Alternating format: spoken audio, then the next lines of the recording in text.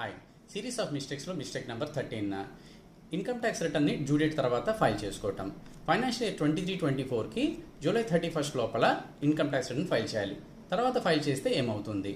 Section 234F కింద late fees అనేది attract అవుతుంది. డిసెంబర్ లోపల ఫైల్ చేస్తే 5,000 రూపీస్, డిసెంబర్ తర్వాత అయితే 10,000 రూపీస్, చిన్న వాళ్ళకైతే 1,000 రూపాయల వరకు లేట్ ఫీజు పడుతుంది. అంతేకాకుండా 234A కింద ఇంట్రెస్ట్ లేవీ చేస్తారు. 276EC కింద ప్రాసిక్యూషన్ కూడా ఉంటుంది. అంతేకాకుండా వారికి ఏదైనా లాసులు ఉంటే కనుక లైక్ బిజినెస్ లాస్ కానీ క్యాపిటల్ గెయిన్స్ లాస్ కానీ అవి క్యారీ ఫార్వర్డ్ చేసుకొని సెట్ ఆఫ్ చేసుకునే అవకాశం కూడా కోల్పోతారు. కాబట్టి అందరూ కూడా రిటర్న్స్ డాక్యుమెంటరీ ఎవిడెన్స్ బేస్ చేసుకొని ఒక CA కన్సల్ట్ అయ్యి ఖచ్చితంగా రిటర్న్స్ చేసుకోండి. కొంతమంది స్టేట్ గవర్నమెంట్ ఇచ్చే పథకాలు, అమ్మఒడి పథకం అవ్వచ్చు, ఆరోగ్యశ్రీ అవ్వచ్చు, మాకు IT రిటర్న్స్ వేస్తే పోతాయేమో అనుకుంటారు. ఏమి ఉండదండి.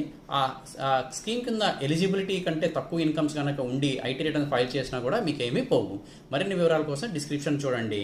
మేము ఒక చార్టర్డ్ అకౌంటెంట్ని కన్సల్ట్ అయితే మీకు మరిన్ని వివరాలు చెప్తారు. ప్లీజ్